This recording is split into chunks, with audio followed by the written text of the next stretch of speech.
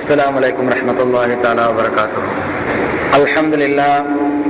الحمد لله نحمده ونستعينه ونستغفره ونؤمن به ونتوكل عليه ونعوذ بالله من شرور أنفسنا ومن سيئات أعمالنا من يهده الله فلا مضل له ومن يضلل فلا هادي له ونشهد أن لا إله إلا الله وحده لا شريك له ونشهد أن لا إله إلا الله وحده لا شريك له ونشهد أن سيدنا نبينا مولانا محمدا عبده ورسوله أما بعد فقد قال الله تعالى في القرآن العظيم والفرقان المجيد فأعوذ بالله من الشيطان الرجيم بسم الله الرحمن الرحيم كلوا واشربوا هنيئا بما أسلفتم في الأيام الخالية صدق الله العظيم.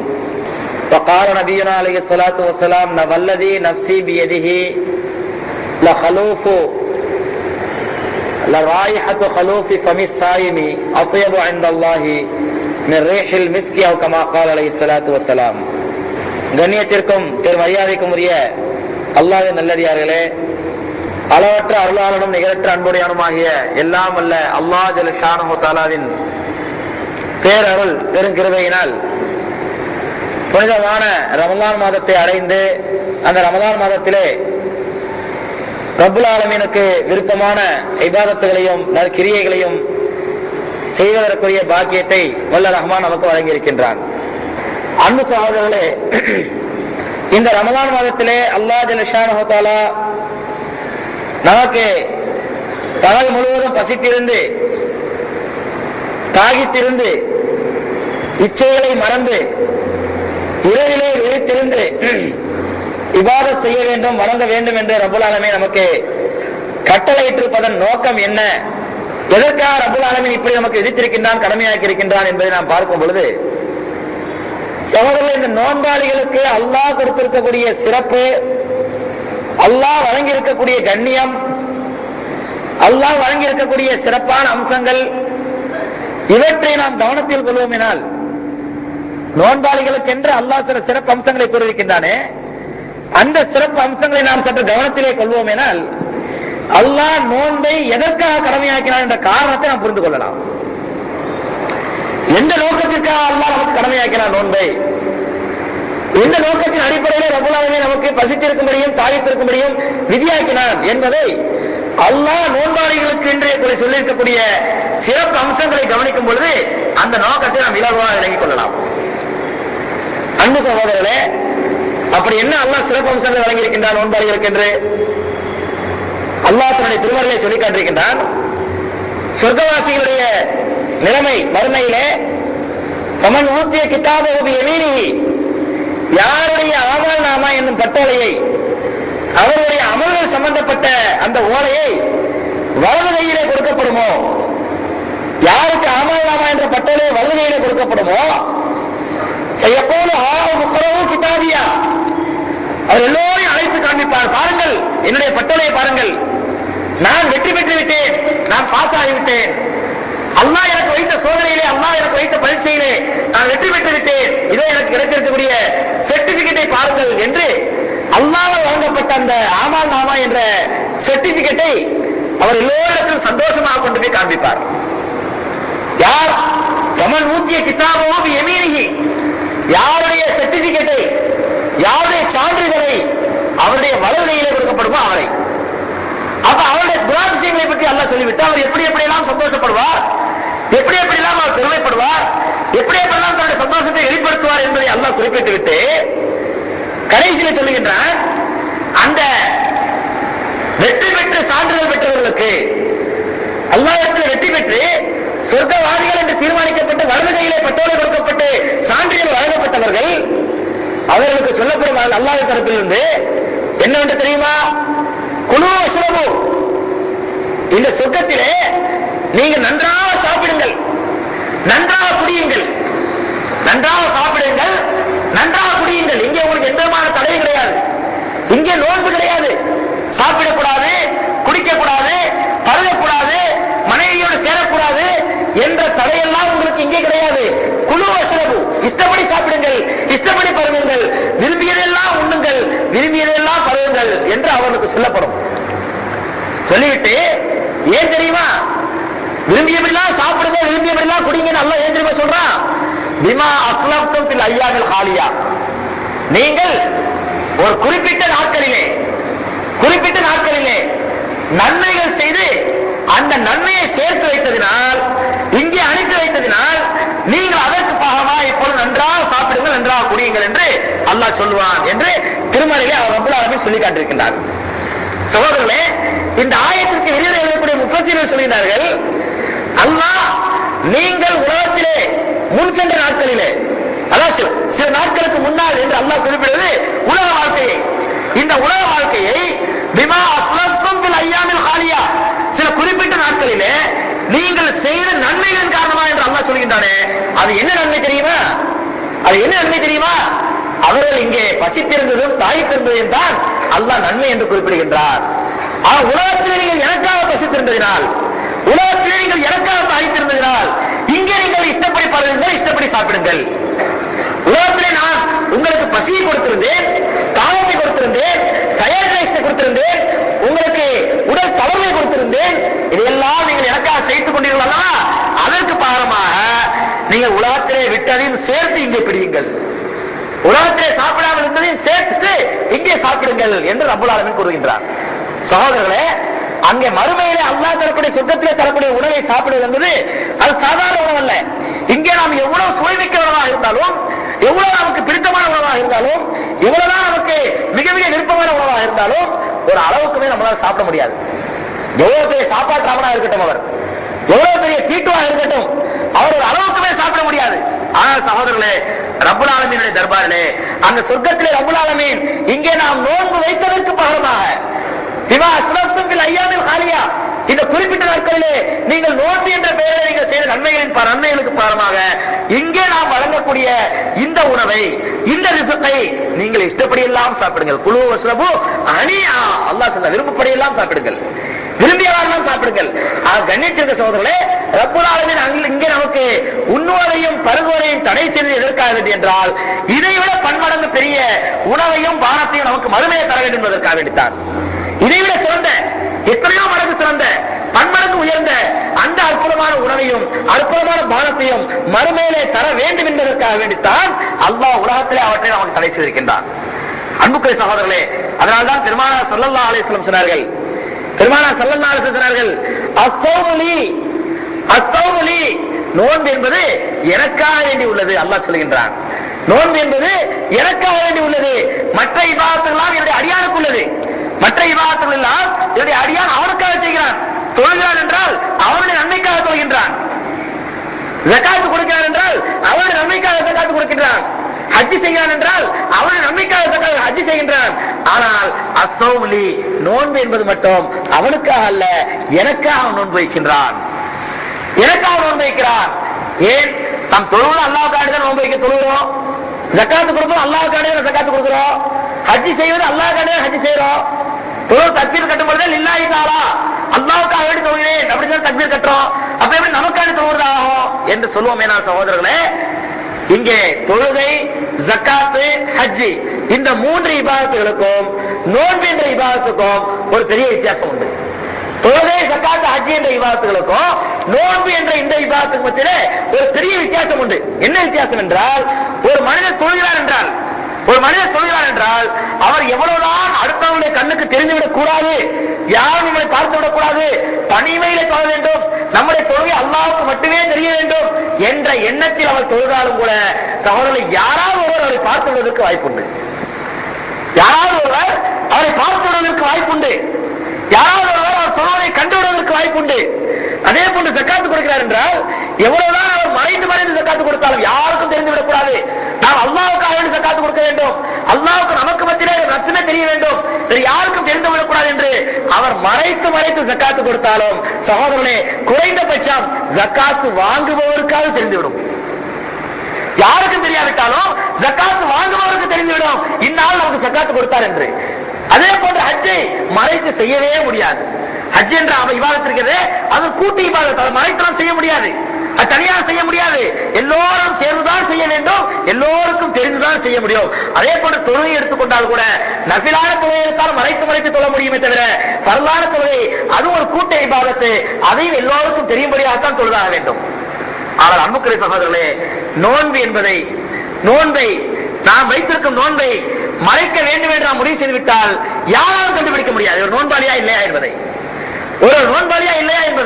யாராலும் கண்டுபிடிக்க முடியாது அவர் வாயினால் சொன்னாலே தவிர. அவர் மறைக்க வேண்டும் என்று தீர்மானித்து விட்டால் எப்படி மறைத்துக் கொள்ளலாம்? ஆனால் மற்ற இபாதத்துகளை மறைக்க முடியாது, தொழுகையை மறைக்க முடியாது, ஜக்காத்தை மறைக்க முடியாது, ஹஜ்ஜை மறைக்க முடியாது. ஆனால் நோன்பை மட்டும் இவர் மறைத்து விடலாம், இவர் யாருக்கும் தெரியாமல். அதனால்தான் பெருமானார் ஸல்லல்லாஹு அலைஹி வஸல்லம் சொன்னார்கள், அல்லாஹ் சுப்ஹானஹு வ தஆலா சொல்வதாக, அஸ்ஸௌமு லீ, நோன்பு என்பது எனக்காக வைக்கப்படுகிறது. மற்ற இபாதத்துகளில் இவர் தெரிந்தோ தெரியாமலோ ஷைத்தானுடைய ஊசலாட்டங்களினால் மற்றவர்கள் பார்த்து விடுவதற்கும் அதனால் இவர் நன்மைகள் குறைந்து விடுவதற்கும் வாய்ப்புண்டு. ஒரு மனிதர் தொழுகிறார் என்றால் அவர் அதிகமாக தொழும் போது அவரை அறியாமலேயே அவர் உள்ளத்திலே ஷைத்தான் எண்ணங்களை போடுவார். ஆஹா, நம்ம பெரிய தொழிலாளியா இருக்கிறோம், நம்மளை இன்னாரெல்லாம் பார்க்கிறாங்க தொழுவதை என்ற எண்ணத்தை இவர் விரும்பியோ விரும்பாமலோ அறிந்தோ அறியாமலோ ஏற்படுவதற்கு வாய்ப்புகள் உண்டு. அதே போன்று சக்காத்தில் இருந்த வாய்ப்புகள் உண்டு, ஹஜ்ஜில் இருந்த வாய்ப்புகள் உண்டு. ஆனால் சகோதரர்களே, நோன்பை பொறுத்தவரை இந்த மாதிரி வாய்ப்புக்கே இடமில்லை. ஏனென்றால் ஒரு நோன்பாளியா இல்லையா என்பதை அவருடைய முகத்தை வைத்து நம்மால் தீர்மானிக்க முடியாது, அவருடைய செயல்களை வைத்து நம்மால் தீர்மானிக்க முடியாது. அவர் வாயினால் நான் ஒரு நோன்பாளி என்று சொன்னால்தான் இவர் நோன்பாளியா இல்லையா என்பதை நம்ம தீர்மானிக்க முடியும். ஒரு நோன்பாளி இல்லை, நோன்பே வைக்கல, அவர்கிட்ட நோன்பாளி கேட்டா அவர் ஆமா என்று சொன்னால் சகோதரர் நம்மால் கண்டுபிடிக்க முடியாது. இவர் பொய் சொல்கிறாரா உண்மை சொல்கிறாரா நம்மால் கண்டுபிடிக்க முடியாது. ஆனால் நம்மை சிலர் சொல்வார்கள், நோன்பாளி என்ன நோன்பாளி கேட்டா ஆமாங்க வீட்டுல எல்லாரும் நோன்பு, அப்படின்னா இவர் நோன்பு இல்லை, என்பதை வீட்டுல எல்லாரும் நோம்பு, குழந்தைங்க வீட்டுல மனைவி எல்லாரும் நோம்பு வச்சிருக்காங்க அப்படின்னா என்ன, இவர் நோம்பு வைக்கல. இப்படித்தான் தெரிந்து கொள்ள முடியுமே தவிர கேட்டு அவரை கேட்காமல் நாம அவரை தீர்மானிக்க முடியுமா நோன்பாளியா இல்லையா என்று நிச்சயமா தீர்மானிக்க முடியாது. ஒருத்தர் நோம்பே வைக்கல, சாயந்தரம் மகரிப் டைம்ல எல்லாரும் சேர்ந்து அவரு கஞ்சி கொட்டா எடுத்துட்டு உட்கார்ந்தா யாருக்கு தெரியும் நோம்பாளி இல்லப்பா என்ன கொட்டா எடுத்துட்டு உட்காரு யாருக்கு தெரியும்? அவர் எல்லாரும் மாதிரி பேச்ச மரத்தில் தண்ணி வச்சு நோம்பு திறந்தாருன்னா யாருக்கு தெரியும்? அன்புக்குரிய சகோதரர்களே, அதனால்தான் ரப்புல் ஆலமீன் சொல்கின்றான், அஸ்ஸௌமு லீ, நோன்பு என்பது எனக்காக வேண்டி உள்ளது. நோன்பு என்பது என்னை தவிர யாரும் கண்டுபிடிக்க முடியாது. மற்ற இபாதத்தை மற்றவர்கள் கண்டுபிடித்து விடலாம், ஆனால் நோன்பு என்பது மட்டும் என்னை தவிர யாரும் கண்டுபிடிக்க முடியாது. ஆகவே மற்ற இபாதத்துகளுக்கெல்லாம் நான் கூலி வழங்குகிறேன், ஆனால் நோன்பு மட்டும் என்னால் மட்டுமே கண்டுபிடிக்க முடிந்த இபாதத், நான் மட்டுமே அந்த இபாதத்தை கண்டுபிடிக்க முடியும், எனக்காக வேண்டி மட்டுமே அந்த இபாதத் செய்யப்படுகிறது என்பதனால் அந்த நோன்புக்கு நானே கூலியாக மாறிவிடுகின்றேன். மற்றவர்களுக்கெல்லாம் நான் கூலி வழங்குகிறேன். சொர்க்கம் வேணுமா எடுத்துக்க, சொர்க்கத்துல பெண்கள் வேணுமா, ஹூர் வேணுமா எடுத்துக்க, மாளிகையில் வேணுமா எடுத்துக்க, தேனாரும் பாலாறு வேணுமா எடுத்துக்க என்று கூலியை வழங்குகின்றேன். ஆனால் நோன்பாளிக்கு மட்டும் நானே கூலியாக மாறிவிடுகிறேன், என்னே எடுத்துக்கப்பா கூலியாக. சுப்ஹானல்லாஹ். அன்பு சகோதரனே, இப்படிப்பட்ட சிறப்பை, இப்படிப்பட்ட மகத்துவத்தை ரப்புல் ஆலமீன் நோன்பாளிக்கு மட்டும் வழங்க காரணம் என்ன?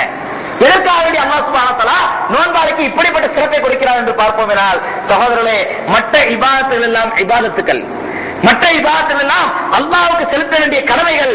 ஆனால் நோன்பு எப்படிப்பட்டது என்றால், மற்ற கடமைகளை செய்வதற்காக வேண்டியுள்ள ஒரு உந்துதல், ஒரு ஊன்றுகோல் அல்லது ஒரு நெம்புகோல், எப்படி வேண்டுமானால் சொல்லலாம். மற்ற இபாதத்துகளை செய்வதற்கு இந்த நோன்பு ஒரு தூண்டுதலாக இருக்கின்றது. தொழுகை அப்படி அல்ல, தொழுதால் தொழுது விட்டு சென்று விடுவோம், நம்முடைய கடமை முடிந்து விட்டது. ஜக்காத் அப்படி அல்ல, ஜக்காத் கொடுத்தால் கொடுத்து விட்டு சென்று விடுவோம், நம்முடைய கடமை முடிந்து விட்டது. ஆனால் அன்புக்குரிய சகோதரர்களே, நோன்பு மட்டும் எப்படி என்றால், ஒரு மனிதரை எல்லா விதமான இபாதத்துகளும் செய்ய வைக்கின்றது இந்த நோன்பு, எல்லா விதமான இபாதத்துகளையும் செய்ய வைக்கின்றது இந்த நோன்பு. காரணம் என்னவென்றால், ரப்புல் ஆலமீன் இந்த நோன்பை நமக்கு ஒரு பயிற்சி களமாக ஆக்கியிருக்கின்றான். மூமின்களே, நீங்கள் பயிற்சி இருக்க வேண்டிய நேரம் இந்த நோன்பின் மூலமாக, இந்த ரமலான் மூலமாக, ரமலான் நீங்கள் நோக்கக்கூடிய நோன்பின் மூலமாக இது பயிற்சி எடுக்க வேண்டிய நேரம் என்பதனால் ரப்புல் ஆலமீன் இந்த நோன்பை ஒரு பயிற்சி நேரமாக, ஒரு ட்ரைனிங் டைமிங்காக ரப்புல் ஆலமீன் நமக்கு ஆக்கியிருக்கின்றான். எப்படி என்றால் சகோதரர்களே, அதனால்தான் ரசூலுல்லாஹி ஸல்லல்லாஹு அலைஹி வஸல்லம் அவர்கள் நோன்பாளிக்கு மட்டும் அல்லாஹ் கொடுக்கக்கூடிய சிறப்பு அம்சம் என்னவென்றால், ஃபுத்திஹத் லஹு அப்வாபுல் ஜன்னah, சொர்க்கத்திலே அல்லாஹ் சுப்ஹானஹு வ தஆலா நோன்பாளிகளுக்கு என்று ஒரு ஸ்பெஷல் விஐபி கேட்டை வைத்திருப்பான். சொர்க்கத்தில் ஒரு விஐபி கேட் யாருக்கு என்றால் நோன்பாளிகளை தவிர லம் யதுகுலு மின்ஹு இல்ல ஸாயிமூன். அந்த விஐபி கேட்டிலே, அந்த சொர்க்கத்தினுடைய விஐபி கேட்டிலே நோன்பாளிகளை தவிர வேறு யாருமே நுழைய மாட்டார்கள். வேறு யாருமே நுழைய மாட்டார்கள். ஃபைதா தஹலு, எல்லா நோன்பாளிகளும் அந்த கேட்டிலே நுழைந்து விட்டால், அந்த வாசல் வழியாக தலைவாசல் வழியாக எல்லா நோன்பாளிகளும் முடிந்து விட்டால் அல்லாஹ் கேட்பான், ஃபமன் பகைய மினஸ் ஸாயிமீன், இன்னும் நோன்பாளி யாராவது பாக்கி இருக்காங்களா? நோன்பாளி யாராவது வர வேண்டியிருக்க அந்த கேட் வழியா? எல்லா நோன்பாளியும் வந்து விட்டார்கள் தெரிந்தவுடன் ஃபயுக்லக ஹாதல் பாப், அந்த வாசல் அதோடு அடைக்கப்பட்டு விடும். வெறும் விஐபிகள், நோன்பாளி என்ற விஐபிகளுக்காக வேண்டி மட்டும் திறக்கப்பட்ட அது ஒரு விஐபி கேட். அந்த கேட்டிலே, அந்த தலைவாசல்லே நோன்பாளிகளை தவிர வேறு யாருமே நுழைய மாட்டார்கள் என்று எம்பெருமானார் ஸல்லல்லாஹு அலைஹி வஸல்லம் சொன்னார்கள். அன்புக்குரிய சகோதரர்களே, இவ்வளவு சிறப்பையும் இவ்வளவு கண்ணியத்தையும் அல்லாஹ் வழங்கியிருப்பது எதற்காக வேண்டி என்றால், இந்த ரமலான் மாதத்திலே ஒரு மாதம் மட்டும் நோன்பு வைத்து, ஒரு மாதம் மட்டும் நோன்பு வைத்து, ஒரு மாதம் மட்டும் தொழுது, ஒரு மாதம் மட்டும் பள்ளிவாசலை நிரப்பி, ஒரு மாசம் மட்டும் பள்ளிவாசலை தொடர்பு வைத்து அதோட பள்ளிவாசலை இழுத்து மூடக்கூடியவர்களுக்கோ அல்ல பள்ளிவாசலோடு இல்ல தொடர்பை இழுத்து மூடக்கூடியவர்களுக்கோ கொடுக்கப்பட்ட சிறப்பு அல்ல அது. ஒரு மாதம் மட்டும் நம்ம பள்ளிவாசலோடு தொடர்பு வைத்து, ஒரு மாதம் மட்டும் பள்ளிவாசலை நிரப்பி, ஒரு மாதம் மட்டும் பள்ளிவாசலோட தொடர்பு வைத்து அல்லாஹ்விடத்தில் அழுது தொழுது துஆ செய்கிறார்களே, இப்படிப்பட்டவர்களுக்கு அல்லாஹ் வழங்கக்கூடிய சிறப்பு அல்ல சகோதரர்களே.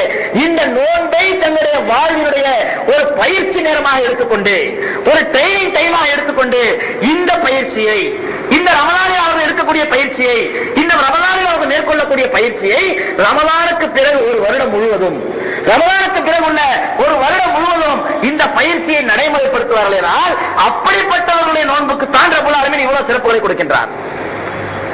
ஏதோ ஒரு மாசம் பூரா பசி இருந்தோம், தாய்த்து இருந்தோம், எல்லாரும் வீட்டுல பசியோட கிடந்தா நானும் பசியோட கிடந்தேன், எல்லாரும் அதிகாலையில் எழுந்தா நானும் எழுந்திருச்சேன், எல்லாரும் சாயந்தரம் நோம்பு திறந்தா நான் நோம்பு திறந்தேன் என்று எல்லாரோட சேர்ந்து இந்த காரியத்தை செய்து விடுவோமேனால் பெருமானார் ஸல்லல்லாஹு அலைஹி வஸல்லம் சொன்னார்கள், வமல்லம் யத்ருக்குல் கிஸப அவில் அமல பிஹி, வமல்லம் யத்ருக்கு ஸூஅ அவில் அமல பிஹி, யார் ஒரு பொய்யையோ அல்லது பொய்யான காரியத்தையோ இந்த நோன்பின் மூலமாக விடவில்லையோ, ஒருத்தர் நோன்பு வைக்கின்றார், நோன்பு வைத்து விட்டு பொய் பேசுவதை விட மாட்டேங்கிறார், பழமையா பொய் பேசுற மாதிரி நோன்பை பொய் பேசுறார், அல்ல வளமையா பொய்யான காரியத்தை செய்யற மாதிரி நோன்புல ஒரு பொய்யான காரியத்தை செய்யறார், நோன்புல ஒரு தப்பான காரியத்தை செய்யறார்.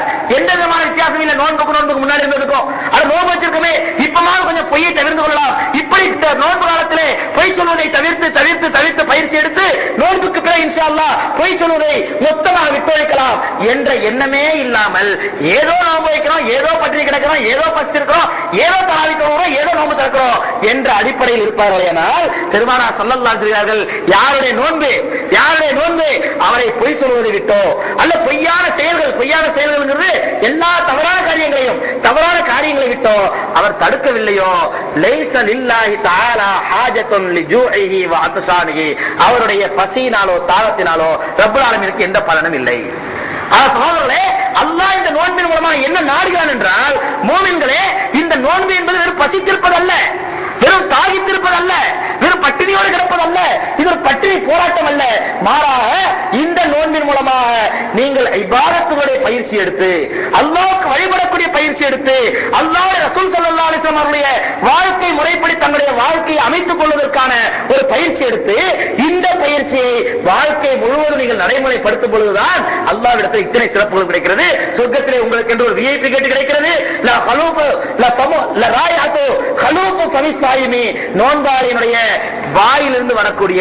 நோன்பாளியினுடைய வாயிலிருந்து வரக்கூடிய ஒரு துர்நாற்றம், துர்வாடை,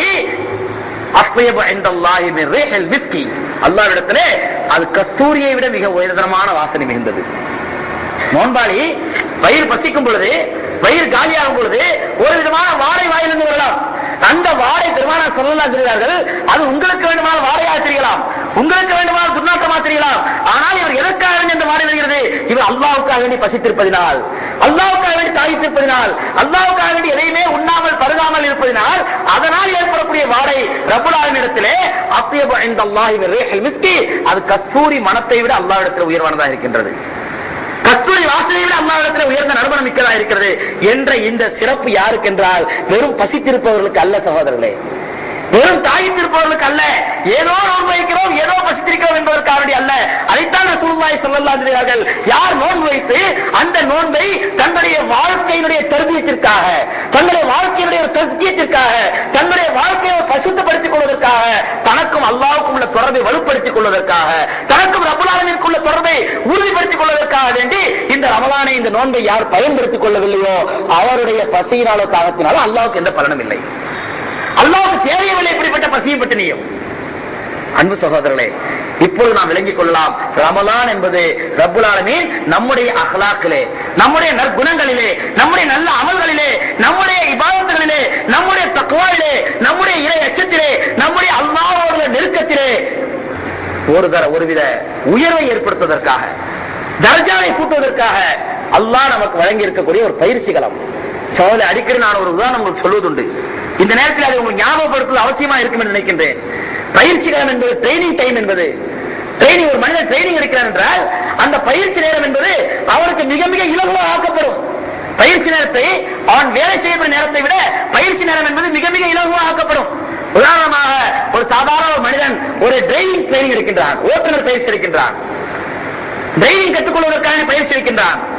இந்த டிரைவிங் கற்றுக்கொள்ளக்கூடிய இந்த மனிதனுக்கு அவனுடைய டிரைவிங் எங்கே எடுக்கப்படும் என்றால் மவுண்ட் ரோடு மாதிரி டிராபிக் ஜாம் ஆகக்கூடிய இடத்துல, அல்ல பீக் ஹவர்ஸ்ல, இந்த மாதிரி டிராபிக்கான இடத்துல அவனுக்கு ட்ரைனிங் யாரும் எடுத்து சொல்ல மாட்டார்கள், யாரும் ட்ரைனிங் கற்றுக் கொடுக்க மாட்டார்கள். ட்ரைனிங் எப்ப மாறாக எந்த விதமான ஆள் நடமாட்டம் இல்லாத, எந்த விதமான இடையூறு இல்லாத, எந்த விதமான தடைகளோ பிரச்சனைகளோ இல்லாத காலியா இருக்கக்கூடிய பீச் ரோட்ல, அதுவும் இரவு 12 மணிக்கு மேல் போய் அவர் போய் ட்ரைனிங் எடுப்பாரு. ஏன் அப்படி ட்ரைனிங் எடுக்கும்போது அவருக்கு குறுக்கீடு ஏற்படக்கூடாது என்பதனால், ட்ரைனிங் எடுக்கும் பொழுது எந்த விதமான குறுக்கீடு ஏற்பட்டு விடக்கூடாது, எந்த விதமான தடை ஏற்பட்டு விடக்கூடாது, அவருக்கு டிராபிக் ஜாம் ஏற்பட்டக்கூடாது.